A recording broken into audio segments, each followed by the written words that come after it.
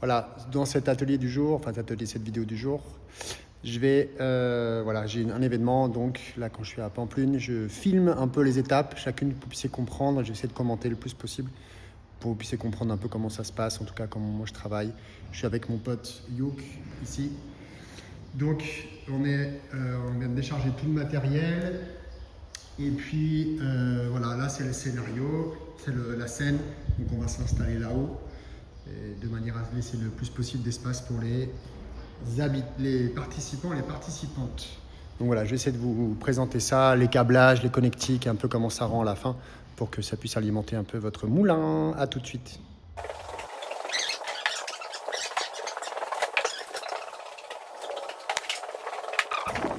Bon, la salle fait 80 mètres carrés dans cette partie-là. Sans compter la scène, 80 mètres carrés, l'année dernière on était 27, on était 5 à organiser, on était 27 et franchement il y avait de l'espace bien, les extatiques, les pratiques au sol, c'était vraiment cool.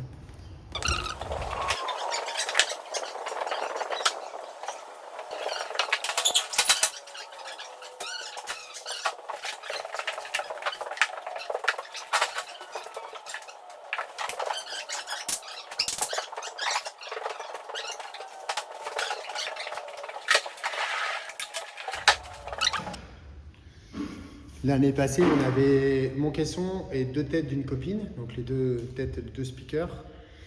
Et cette année, il y a mon caisson, mes 2 têtes et ces 2 têtes. Mes têtes à moi, c'est 2, ou celles que vous avez vues à la retraite, c'est des 11 pouces. Et les siennes, c'est des 15. Donc sur les façades, comme dans tous les événements live que vous connaissez, vous avez été, sur la façade, il y a donc les caissons, les têtes, les grosses têtes. Et sur les autres répétitions, sur la longueur ou pour avoir de la quadriphonie, on met d'autres, souvent O égale plus forte, O aussi forte ou un peu moins forte. Donc là, nous, c'est notre cas, vu que celle a des 15, j'ai des 11. On va mettre les C15 et mon caisson en façade. Et on va mettre à l'arrière de la pièce, qui fait donc 80 mètres carrés, 13 par 6 les brouettes, 80 mètres carrés. Et donc mettre les répétitions, les 11 pouces à l'arrière. Et on va essayer d'équilibrer tout ça avec une petite tête de mixage, parce qu'il y a quand même, comme vous l'avez vu, il y a pas mal de réverb, donc on va retirer de la brillance, donc retirer des aigus pour éviter que ce soit trop désagréable. Et les basses, je pense qu'avec 2,15 en façade plus le caisson de 18, ça va être cool. Donc on va continuer à installer. Peut-être d'essayer là. Donc la pote qui doit arriver avec les 2 grosses têtes de 15 pour la façade arrive dans 3 quarts d'heure. Un peu tard.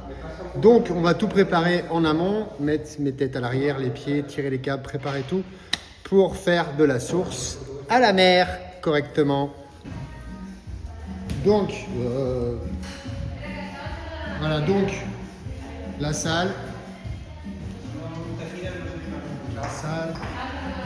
et voilà la console, la toute petite console, contrôleur, l'ordi, voilà, il y a par ici. Là il va y avoir une enceinte à cet endroit-là, normal. Et une enceinte de l'autre côté, la copine qui n'est pas encore arrivée. Donc, de la source, j'ai mon ordi. Voilà, j'ai le contrôleur qui est là. Donc le contrôleur, on le sait, il sort en RCA pour rentrer en jack ou en RCA. Donc de la source,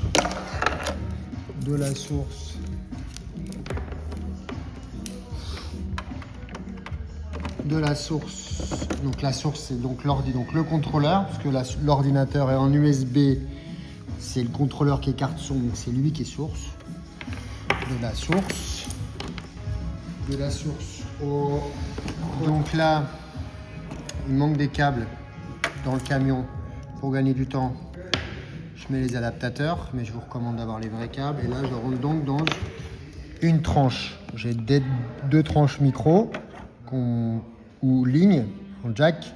Donc je rentre, vu que c'est mon main, c'est ma source principale, je vais la rentrer sur 2 canaux pour avoir gauche et droite séparés. Parce que là, ils sont sur la même tranche. Gauche et droite seraient sur le même potentiomètre. Et là, je peux régler les 2 séparément.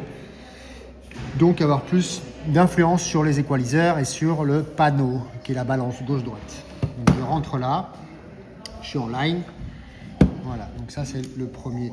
Et après, la sortie du master, comme toujours, sur le livret de formation. Vous avez tout. Alors ça, c'est une toute petite, mais les grandes fonctionnent de la même manière. On a à gauche les lignes, les tranches, les équaliseurs, etc. Et tout à droite, les sorties master, main, etc. Donc, je sors en master à cet endroit. Donc, j'arrive. Donc là, c'est après la source, on a l'écluse. Et l'écluse après le moulin. L'écluse, elle est là. C'est elle qui dit son, pas son. Donc, avant l'écluse, c'est fermé. Donc, la source peut arriver là. Et après, je peux monter tout le reste sans avoir de problème de protection et de abîmer un matériel. Donc, une fois que le son il sort par le master, après le caisson, et ça, si tu es déjà venu en retraite, tu l'as vu. Si tu n'as pas été venu en retraite, tu le verras quand tu viendras en retraite. Mais globalement, je commence ici. Une fois que le son il sort du master, quand il y a un caisson, ça rentre d'abord dans le caisson et ensuite ça va dans les têtes. Et sinon, ça va directement aux têtes. S'il n'y a pas de caisson, on va directement au son, au matériel qui est disponible avec les connectiques présentes. À la maison, c'est des moniteurs de maison, des moniteurs de studio. Par exemple, celle qui a les JBL 305 MK2 qui a dans la feuille pour avoir du matériel sur la plateforme. En fait, on rentre en gros jack dedans. Oh, il y a un problème de masse ici, là. Il y a des vieux bâtis, là. Les vieux bâtis, il y a un manque de... Il n'y a pas de terre, du coup, on peut prendre l'électricité sur les connectiques. Ça, c'est pas ouf. Anyway, c'est comme ça. En espérant qu'il n'y ait pas de buzz dans les enceintes. Je me rappelle pas l'année dernière. Anyway.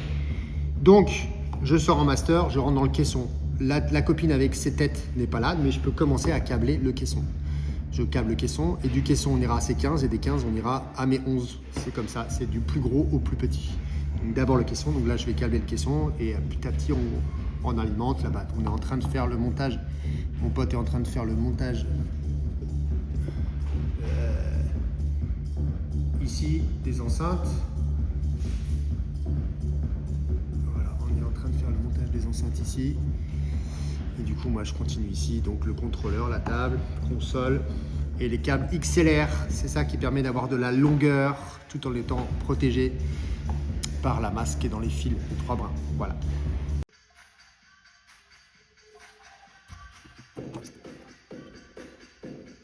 Ça, c'est la sortie. C'est écrit output. Donc, petite ritournelle. Donc, on a stéréo gauche-droite, le centre, le caisson.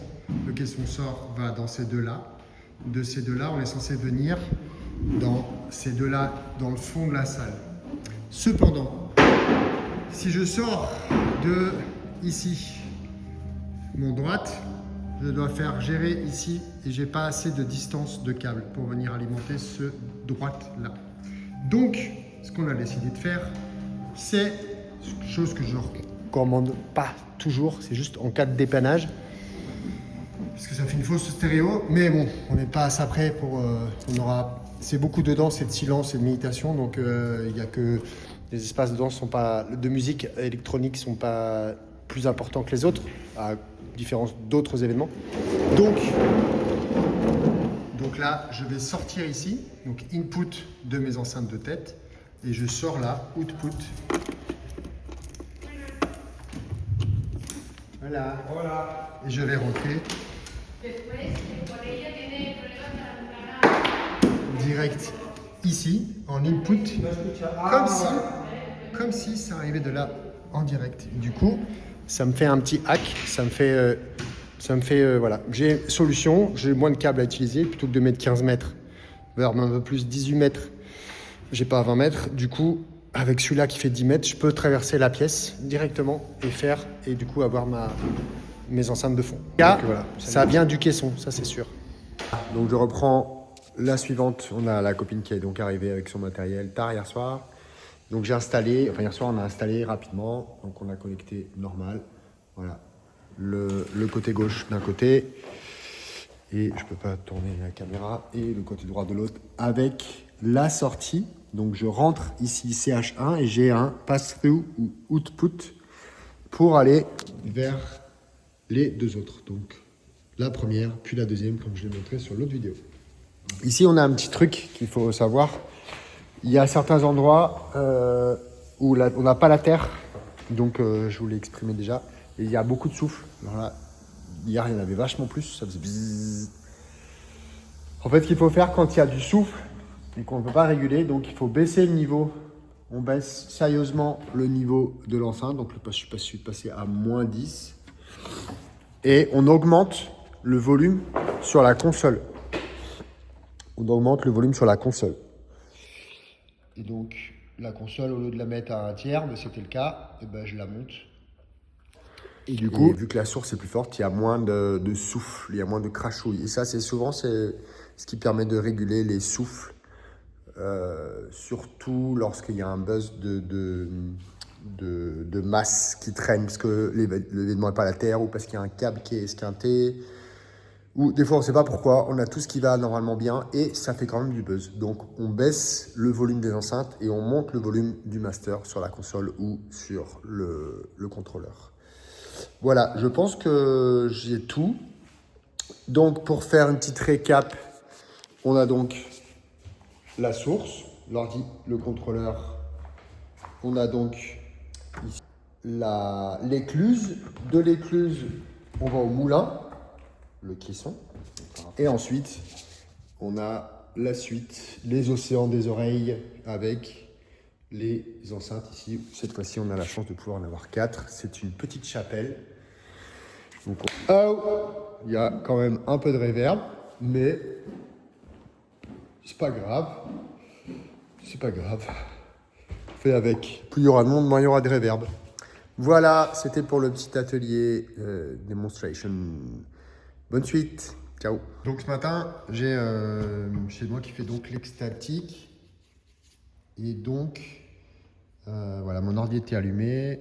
Je le redémarre. Je démarre toujours. Donc si votre ordinateur était déjà allumé en veille ou quoi, bah, vous l'éteignez, vous le redémarrez. Donc je démarre. Et puis j'ai la tablette aussi.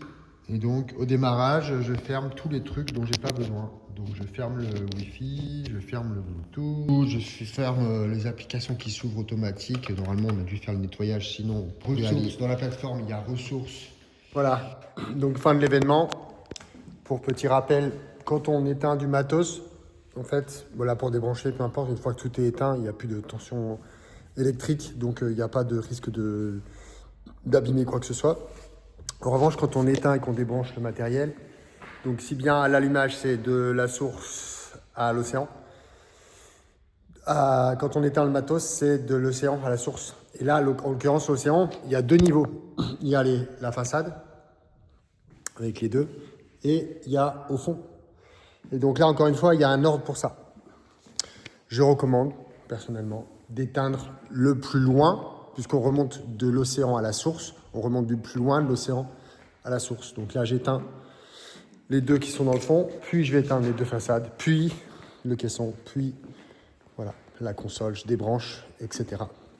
Sachant que là, tout est éteint, donc tout va bien, il n'y a plus qu'à vraiment retirer la prise électrique principale, vu qu'on a tout mis au même endroit. Et puis, comme ça, c'est tout nickel. Et pour le démontage, après, c'est parti. C'est la fin. Ça, c'est un événement qui s'est très bien passé. Super beau processus, belle collaboration, chouette groupe.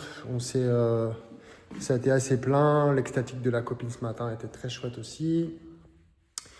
Et puis la mienne était plutôt bien reçue, avec un bel atelier avant, en amont. C'est très chouette. J'ai eu 4 heures pour faire l'extatique, l'atelier avant et la clôture. Donc c'était très chouette. Voilà.